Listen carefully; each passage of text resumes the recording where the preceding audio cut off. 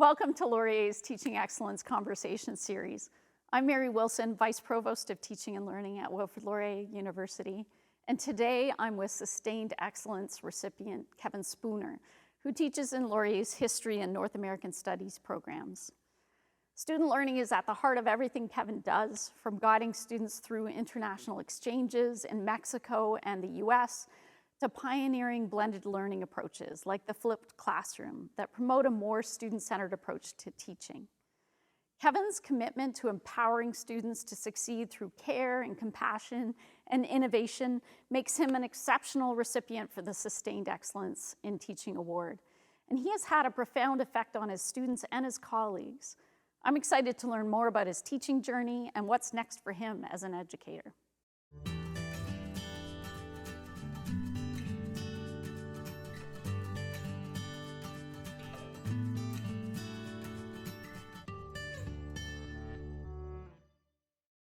So let's start by talking about the development of curriculum at a programmatic level and the work that you were instrumental in bringing a North American Studies program to Laurier. Can you talk about how it's different as an educator when you're working to create a degree program rather than just a lesson plan, a lecture, a module, or a course? What shifts?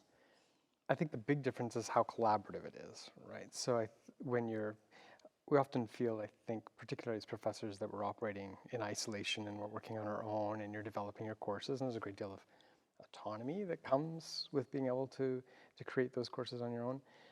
At the program level, when you're trying to design an entire program, of course, it's much more collaborative because you're not just designing a course, you're trying to create a whole suite of courses and a coherence that makes sense of those courses. So I would say the biggest difference between course design and program design is that kind of collaborative effort that you're making with colleagues to come up with something new and exciting and different and finding a place for that form of study. So for us in North American Studies, it grew out of a discipline or an interdisciplinary program of Canadian studies at a time when it seemed as though North America was taking on greater importance and significance, and Mexico in particular was often left out of that conversation altogether. And so here was an opportunity for us to think about Canada, the US, and Mexico, and to learn about Canada still very much, but Canada alone, and also Canada in its comparative perspective with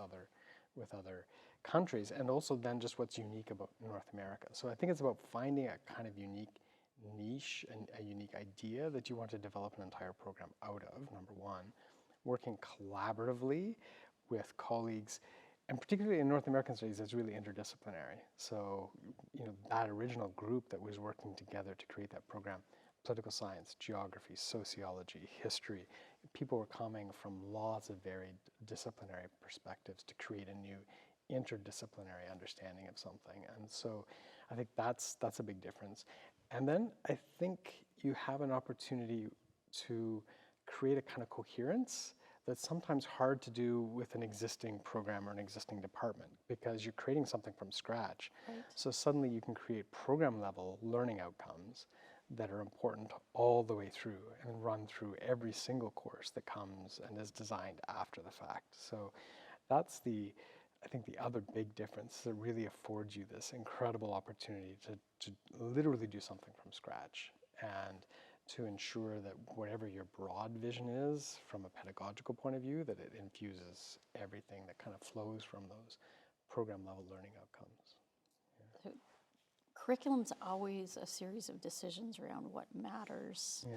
And there are things that get left out and things that get included. So what were the generative lenses that you used in the collaborative process that helped you to determine the balance between perspectives, traditions, methodologies? How do you work that out together as colleagues concretely? What we ended up doing within that particular program in particular was identifying, so what is core, right? What is core that is essential for students to know? And then creating a set of core courses that would run from first year all the way through to fourth year that students would be required to take. And thinking about those courses in particular in terms of, we tend to emphasize, I think, often in the universities, knowledge, right? and increasingly skills.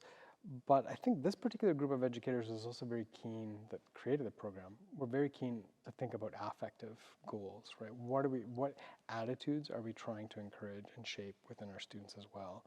And I think that was another important kind of idea that we had with North American Studies. So within each of those core courses, yes, there's fundamental knowledge. You have to know something of the history of Canada, the US, and Mexico. You have to know something of the contemporary political situations and the important issues that confront those three countries and the continent as a whole. So there's some knowledge objectives there. You have to be able to read critically and to write well, and those things flow out of the skills objectives that you create. But I think the one thing that we really did focus on that was maybe unique and a little bit different were those affective teaching objectives. So, trying to get students to understand, for example, that there were Indigenous peoples here long before settlers arrived in what Europeans love to call the New World. And so how does reshaping that understanding, or that paradigm shift of how we begin to understand, that becomes an important part of those affective goals that you have in a course. And again, I think it's in some ways a little bit easier to do that when you kind of have those intents right from the beginning, and you can begin to shape all of that content right from the outset. So affective goals, I think, would be the one thing. And in interdisciplinarity. I mean, that's another thing. Often in universities, we run our silos, and the historians are, I love to say that in Alvin Woods, where my main office is, it's the home of the history department and the political science department. And my office is literally right where one department ends and the other one begins. And it's a great metaphor for how you think. And that particular group of scholars that put that program together, they were really thoughtful about making sure, particularly those core courses, that not only did they always talk about Canada, US, and Mexico in some way all together, but they were doing so in a very interdisciplinary way. So students are being exposed not just to history perspectives, even though it might be a historian who's teaching the course, right? That we would push our boundaries as educators a little bit, and we would teach them economics, we would teach them political science, we would teach them history and sociology and ideas from all of those disciplines. We like to tell our first year students, I mean, if you only ever try to understand a problem from one disciplinary perspective, only from an economic perspective, or only from a historical perspective, you're never going to see the full picture or understand that issue or that problem completely, right? So I think embedding that interdisciplinarity in the program was incredibly important. So clearly the conversations early on around defining the values and the knowledge and the skills that you were endeavoring to cultivate throughout the program was key. And then did you have conversations as colleagues around how to unveil for students the different disciplinary perspectives and traditions, methodologies, approaches to studying problems and eliciting meaningful contributions to our understanding of our humanity in North America? Was that something that you deliberately made manifest through conversation across the courses? Or is it something that sort of just generated out of an orientation to practice that was easy? Like, how do you achieve the interdisciplinarity in a way that is apparent to novice learners who don't understand the map of any given territory when they're starting out? I mean, I think that you do it particularly in first year. So you sort of set the tone for first year classes, making it very clear to them that this is a first year class that's not going to be like many others that you're in, although there are other interdisciplinary programs at Laurier, right? But for many students, this will be maybe the one and only truly interdisciplinary course they're going to be taking in first year at least. And so we try to, at the student level, make that conversation clear from the outset. This is not going to look like other courses, and you're going to be reading stuff that maybe you're not comfortable with, because the readings are going to be drawn from a whole variety of disciplines. And as a collective group of academics who are teaching in the program, we always commit to that, right? Particularly those of us who are teaching those core courses, we always make sure that, and sometimes it's informal, right? As as those informal hall discussions that you have, oh, have you seen this or have you seen that? And we're always thinking about different kinds of texts, different kinds of podcasts, and all kinds of materials that we're using now, right, in teaching, that really engender that kind of interdisciplinary understanding of things. So it's a commitment. It's an absolute commitment from the core faculty who are teaching in the program to always make sure that we are being as interdisciplinary as we possibly can in our understanding of those things. And it has to be, part of it has to be communicating that to the students so that they're kind of aware that this is something that's not like other courses, so they kind of get it. And most of them appreciate that. Yeah. Most of them, North American Studies is a joint major program, so they're always anchored in some other disciplinary program. And this really does give them the opportunity to think outside the box of what that disciplinary program. And by the end of first year, they kind of get it. Second and third year, they're understanding it even more. And as colleagues, by fourth year, particularly my colleague who teaches the fourth year seminar, I mean, it's completely interdisciplinary in terms of how she approaches it. So amazing. Yeah. So I imagine the students have an exposure to the tensions and debates that exist in perspectives and methodologies and frameworks that is made manifest throughout the program as well, which I think in some ways really helps to ground students in an understanding of the contributions of different disciplines to our knowledge over time, which is kind of unique to interdisciplinary programs. And you had mentioned as well the very thoughtful inclusion from the outset of Indigenous perspectives and an intention to do the work of decolonization through the design of the program from the outset. Can you talk a little bit about the unique contributions you see the North American Studies program currently making and where more potential may lie?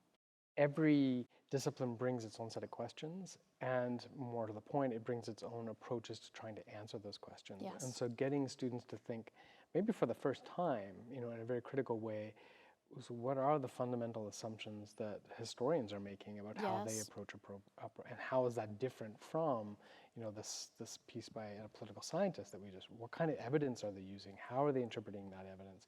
So in an interdisciplinary course, you can really, just some degree, you can do that. Bare differently. Yeah, exactly, right? I mean, even within a discipline, clearly you can say, how does this academic approach the problem or that one? But when you blow open the boundaries between those disciplines, and it becomes even more, really, I think, for students who get it, almost mind-blowing, right? Yeah. At a fundamental level. Because yeah, really illuminating. Yeah, exactly. So that's the answer to the one question. In terms of Indigenous peoples, very early on when we made the decision to do North American Studies, before I came to Laurier, I was at Trent University, and Trent has a long-standing tradition of wonderful programs. Exactly, amazing programs, forefronting the experience of Indigenous peoples academically, but across the campus. And so that was very much in my mind. So I knew as we were moving from Canadian studies to North American studies, it was important for us to keep that in the forefront of our thinking. So I was always grateful for that experience there at Trent. And then we had wonderful advice from Jean Becker, who at the time was the senior advisor to the administration on Indigenous initiatives. And Jean, in fact, became a program elder of sorts for us. And so she advised us. She was part of the interdisciplinary advisory committee that oversaw the program right from the outset. I had incredibly wonderful conversations with Jean at the beginning about how do you integrate, and this was a decade ago or more now, how do you integrate in a meaningful way content about Indigenous peoples into not just courses but at that program level, as we were talking about before, the design level. And do we do it with discrete courses about Indigenous peoples within our program and make those required as part of the program? Do we embed that knowledge of Indigenous peoples across courses? What's the most effective way to do it? And of course, Jean said, all of it. Why is it either or? Why choose, right? And she was right. So as a consequence, we created a dedicated course that looked at decolonizing North America, right? How do we begin to unpack and recognize the impact of colonialism. Dissolve and reset geographic boundaries and the Exactly. movement of peoples and culture and traditions and oh my goodness. All Yeah. those things, right? Yeah. So we created a whole course specifically to do that. So that's a sort of core required course in the program. But then we all, as a group, we kind of commit to thinking about, okay, so as I'm designing that first year class that I'm teaching, how many weeks can I devote to Indigenous peoples? And so, for example, in that first year introductory class that we do in North American Studies, the very first week is about Indigenous peoples, and the very last week is about Indigenous. So we start and we end, and we make a point to the students, and we say, where professors begin and end their courses has significance. And so the fact that we are foregrounding the experience of Indigenous peoples in North America right at the beginning of this course and right at the end of it again is important. So I think that and sometimes I think you have to make that explicit to students, I think, and then they realize, oh, yeah, that's true. Now I get it. We've come full circle and trying to see how Indigenous peoples, are not just historical, right? That in fact, the experience of Indigenous peoples and the experience of colonialism is a contemporary reality. And how does that play itself out on all the various issues that we're talking about? One week we might be talking about healthcare, but we could still be talking about Indigenous peoples. One week we might be talking about resistance, as a political theme. We could talk about Chiapas and the Zapatista revolution there. So, Yeah, yes. How do you embed Indigenous peoples throughout, and do that in a thoughtful, meaningful way? Kevin, to you, what does it mean now to educate students in historical thinking in our often all too cynical age where education at the post-secondary level is often embraced more for economic purpose than social purpose, or the preponderance of orientation seems to be around employment in the world of work? Yeah. It's a challenge, I think, for those of us teaching the humanities, and it's part of a broader discussion in society about what governments value, what people value, what parents value, what individual students value, right? So I think that we all, on one level or another, need to come to grips with the fact that universities are not just about skills acquisition. Skills are important, absolutely. Understanding is equally important, and understanding can come from, as I've already said, from lots of different disciplinary perspectives. I think history in particular offers a really, and as a historian by training, right, so I'm a bit biased, but I think it does offer some insights that are kind of unique to that particular discipline. There's the kind of longitudinal sense of something. Historians are also absolutely, as a discipline, preoccupied by evidence, right? So, Yes. I mean, all of us as academics, we're all, worried about the evidence that we're using, but historians to take that to the nth degree, Yes. right? Yes. The example, of course, are the footnotes that we all use, that we're infamous for, right? Yes. Thousands of footnotes on Yes. something. But I think those footnotes are emblematic of that kind of sense of trying to understand a problem at a very evidentiary level and getting really creative and sometimes ingenious about what kinds of evidence you can use to reconstruct the past, or to reconstruct an understanding of the past at least. So perhaps that's, I still tend to be in some ways a kind of an old-fashioned historian where a lot of my research is archival based and looking at government documents and things like that. But also material history, but there's and not material just grand history, narratives. there's oral history, right? Yes, There's yes, so yeah, much. And so yeah. I think that, and part of, and this is where history has much in common with some of the other humanities that I do think are undervalued, right? They bring a real sense of critical thinking to students. They read often huge amounts Yes. in programs like English or history.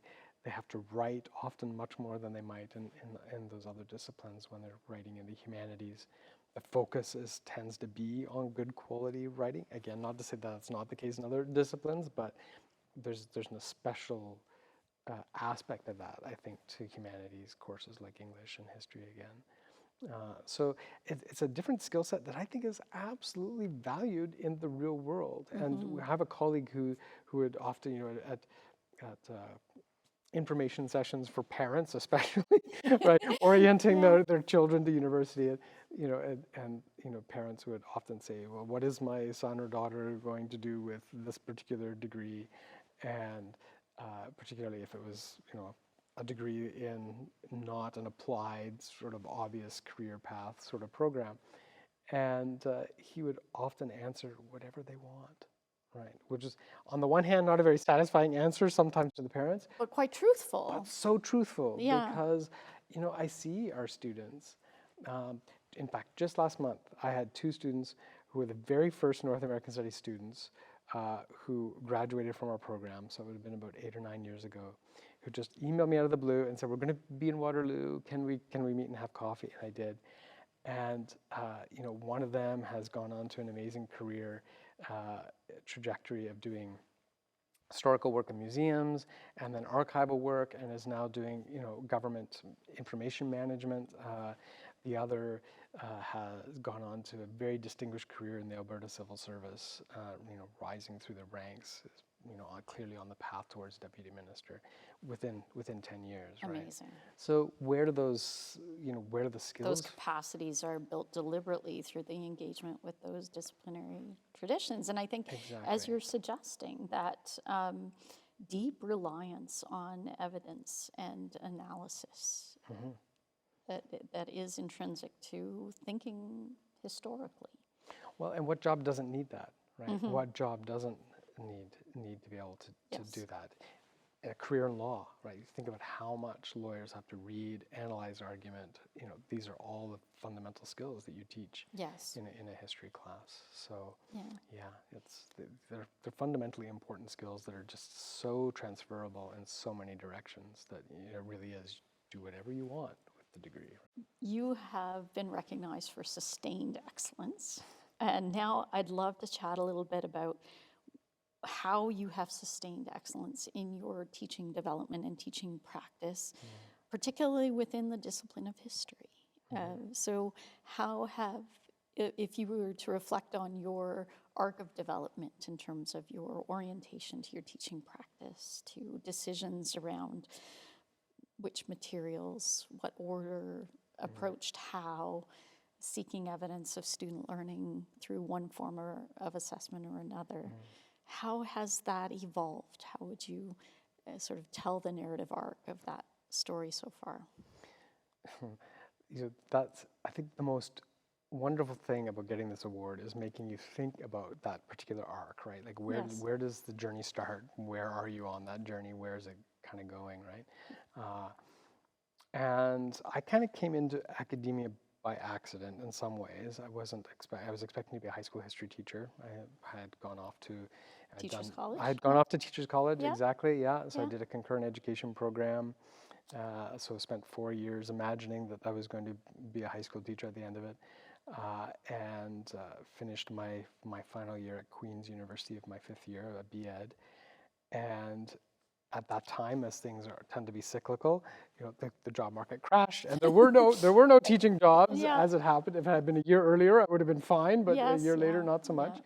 And so these things always go in They do, cycles. yes. And I happened to be at the bad end of that particular cycle, and ended up working in the civil service for a year or two, which I also liked, but then decided it wasn't quite for me, and was missing kind of history, was missing university, and went back and did my master's degree and then a PhD. And one thing led to the other, and before I knew it, I was an academic, right, and teaching at university.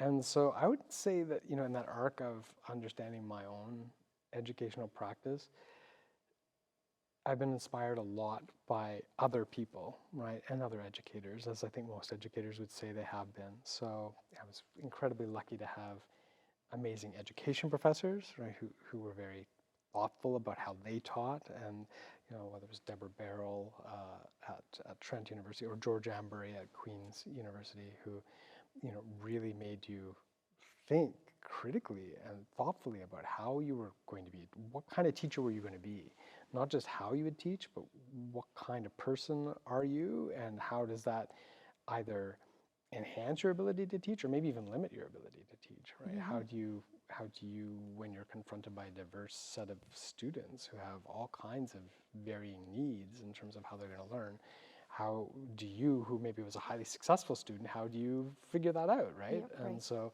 I had people who taught me early on to be thoughtful and critical in a kind of meta-cognitive way about how you're teaching, and I'm always grateful for that.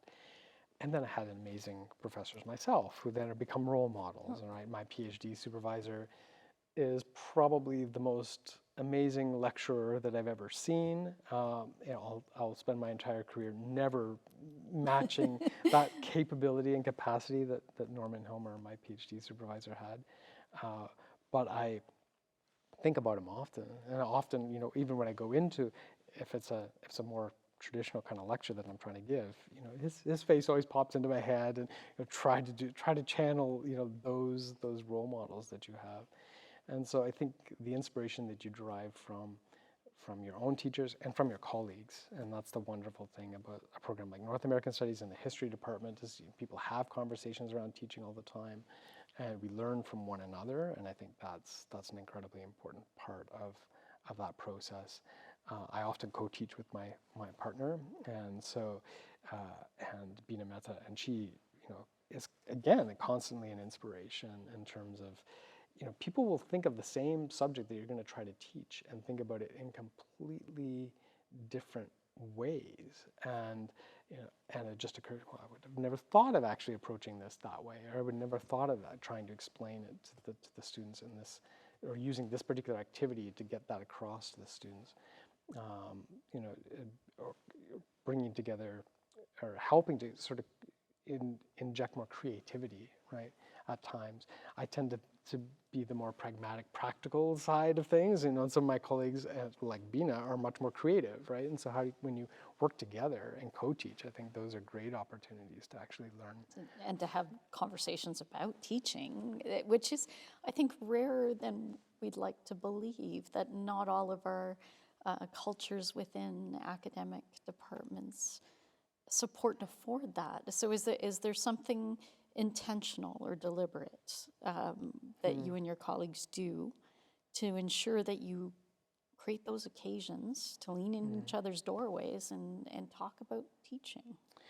I think it's more informal. Okay. I'm not sure that we've had, to some degree there are departmental meetings, and there's always conversations at departmental meetings that will always, to some degree, be preoccupied by the politics of being a department in an institution, but then there's always inevitably some discussion around a teaching issue of some sort. So I think department meetings maybe offer an opportunity for that, but I think it's the hallway conversations that really shape those thoughts about teaching, at least in my experience, with my colleagues.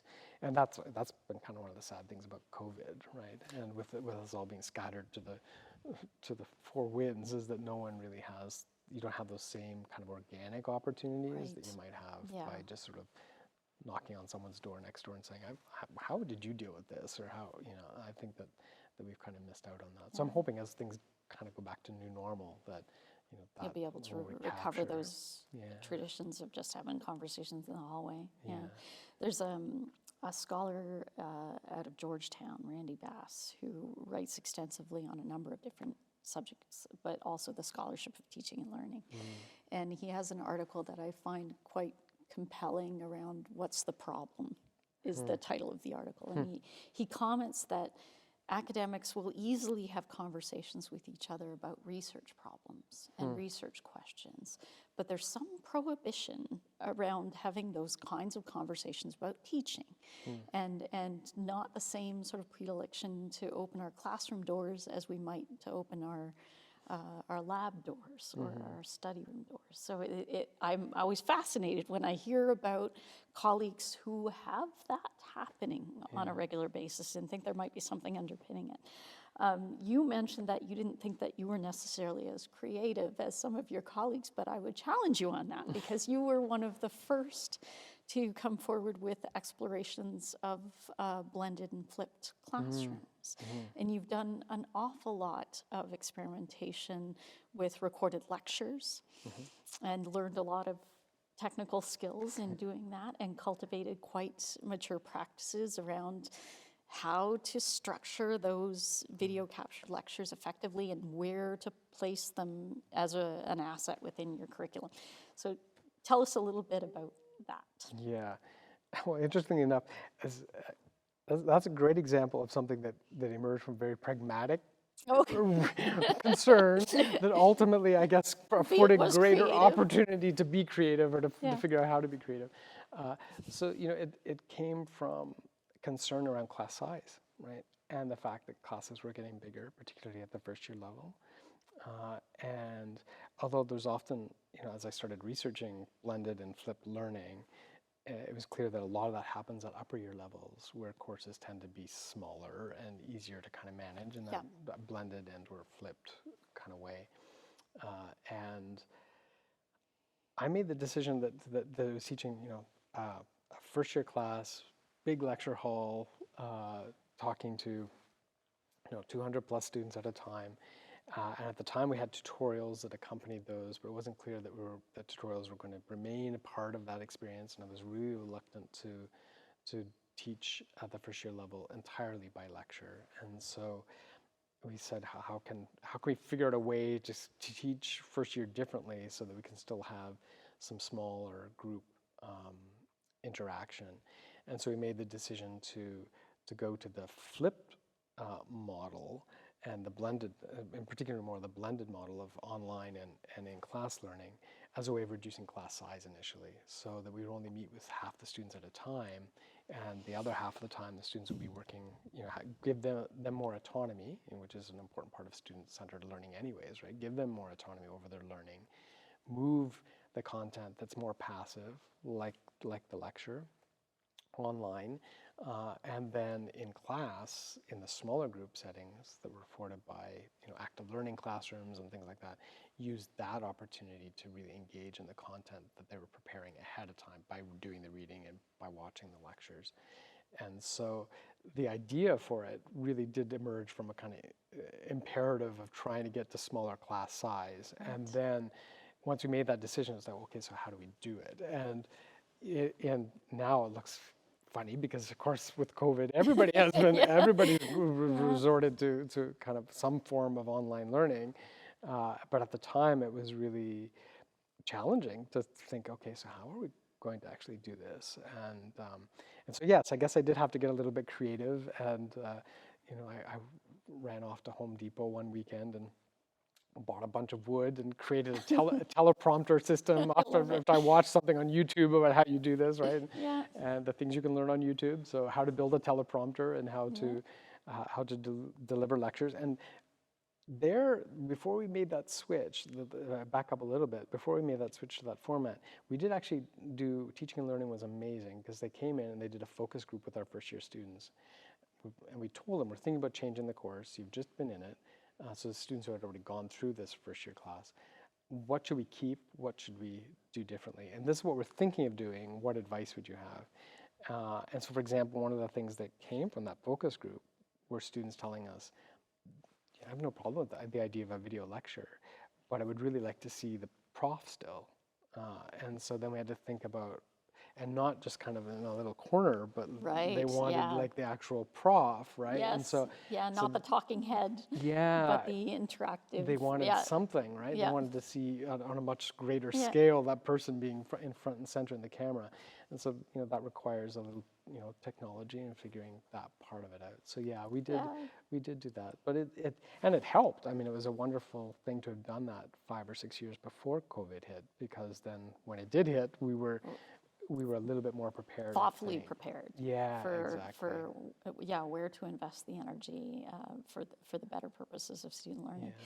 What a powerful example as well of how our students can serve as very informative partners in the work of curriculum. They have a perspective to bring to bear that can help to inform decisions that we make as educators. And they, of course, have the immediacy of understanding how you build and scaffold your understanding of discipline in the moment that they're in. And sometimes, time and expertise makes that inaccessible to us. It just becomes the air we breathe as we build expertise. So having the opportunity to engage with students around how do you learn this? What are you thinking about? What are you needing now? What kind of question are you posing? What approach are you thinking you need to take now? It's a great reminder to all of us that we can structure those encounters with our students and bring them into that conversation. What surprised you about that engagement with the technology and its purpose in your teaching practice?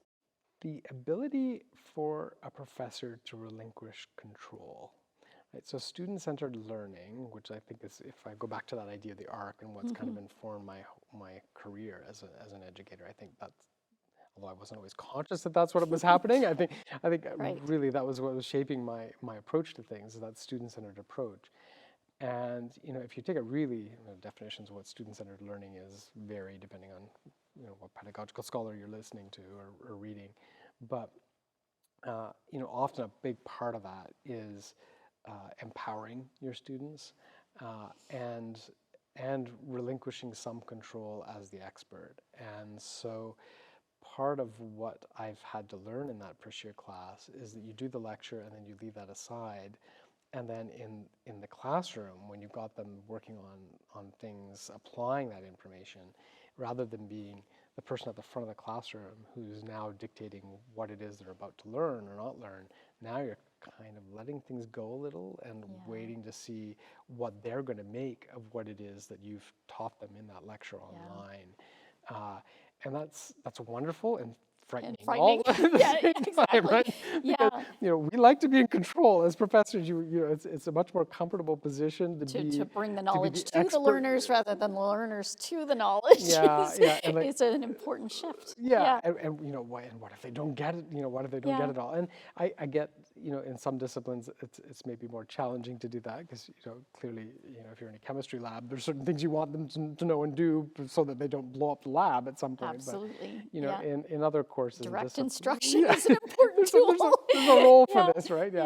But I think that in other disciplines, we have maybe a little bit more flexibility to be able to do those things. And certainly history and North American studies are great examples of that, where you can relinquish a little bit of that control and see where the students take it. And that's not to say that there's still not a great place for lectures. I mean, lectures are wonderful teaching tools as well. I also love to lecture. I mean, that's not even though, as I said, I'll never be as good as some of my mentors, but I think that in that relinquishing of control, that's probably one of the greatest surprises, is that when you relinquish control, the students rise to the occasion. Oh, yes. Right? They absolutely fundamentally do. And we found the other thing that has surprised us a lot is how much the students, I thought they would really hate group work. Again, and I think that was my predisposition as an academic, because again, academics, we're in our offices, we're doing our own thing. Yes, we do collaborate with our colleagues, as I've talked about in some ways, but for the most part, we're solitary kind of creatures. And that may be even more true of historians and those of us in the humanities than others. My social science colleagues tend to do a lot more work collaboratively with one another, whereas a historian might work on a book for a decade, right? On their own, quietly toiling away. So I was predisposed to think, oh, they're going to hate this, right? This group work thing is just not, and yet, not group work in the sense of, we're assigning you a project, you've got to do it outside of class, but group work in the sense of, we're going to give you 20 minutes to do something as a group here in class. What can you do? And they would produce amazing work in 20 minutes together. They would just get down to it. And I think that I thought, it's really edifying to witness that as an educator. It's amazing. So already some clear wisdom to share, and generations of your students have already benefited. But as the winner for Sustained Excellence, those kind of perspectives that you share around what surprised you, what you've learned as an educator, I think matter enormously to early career educators. So if I were to sit an early career educator across from you, where would you start to advise them in developing their capacities as a teacher? I think the first thing, my predisposition is to center the student first, right? So think about the students that you're trying to teach. Think, what a first-year student has very different needs from a fourth-year student. So I think making yourself aware of the particular audience that you're teaching is fundamentally important. Point of departure. You can't do anything until you've kind of got a sense of that. So I think that's probably the key thing. And then I would think about ways that you can make your teaching more student-centered, in the sense of, are there opportunities to relinquish a little bit of that control? Like, how would you do that? Are there ways to think about the kinds of teaching objectives that you have and what you're trying to do? And is there a way to ensure that it is a kind of a balanced set of objectives, so that you are thinking about not just the knowledge that they need to have, but the skills they need to have, and also those values, right? What values are you trying to inculcate in your students? Or maybe not, to some degree inculcate in some ways in an academic sense, but also to get the students themselves to think about what values it is that they're acquiring. And a big part of what I've tried to do as an educator is get students to think about who they are and their own personal perspectives, and how that shapes what they're doing and what they're learning. And so I think it's important as an educator to be upfront with your students and to acknowledge your own biases, your own sort of sense of how you approach or understand something. So I'll often say, even in my interdisciplinary classes, I have a PhD in history, so I was taught to understand a problem from a very particular, like a historian, right? So I come with my own academic baggage, my own personal baggage, as a white, economically privileged male teaching at a university, right? I have all kinds of preconceptions about, if I'm reading this article, what do those perspectives then bring to that? So I think being open with your students and sharing the fact that you recognize you have those as a way of getting them to then begin to see theirs, right? See their own. See their own, right? How will you understand the experience of a working class person from the 1700s in Montreal, for example, if you are from a very privileged class today, right? So how do you kind of try to check that perspective and recognize that you're going to have to really think beyond your own personal history and your own personal experience to fundamentally appreciate what the experience was of that particular person, whether it's class or race or gender, orientation, all these ways in which we imagine and construct our identities, right? So I think that's another important thing, I think, for us as educators to, even at the earliest part of our careers, to be thinking about what position we have and helping our students to see their positions as well. Yeah, that we're teaching people. It's subject matter, but we're teaching people. Exactly. Exactly. So what are you feeling most hopeful about now, or most curious about now as an educator? I am so looking forward to having hopefully a kind of normal kind of year. I should be touching wood everywhere in saying that. I'm looking forward to being kind of back in the classroom for a consistent period of time after moving back and forth between online. As much as I love my flipped pieces of what I do, I so miss the interaction of being with students. And so I'm really hopeful about that. I'm hopeful about, I love teaching first year. I've taught first year every year that I've been at Laurier. And so I'm hopeful and a little bit trepidatious about, the experience of high school students coming in. My own youngest son is heading off to university this fall, right, for the first time. And so you think about, the experience they've had for the last few years. So the opportunities foregone. So I'm hopeful that for that particular cohort of students, this is kind of a nice reset, right? That they're maybe, hopefully, they're going to have a chance to see what it's like to be at university in first year. An experience that students for the last couple of years have not really had. So I'm hopeful about that. And I'm hopeful in the final stages of my career, I think, of being able to focus even more on my teaching.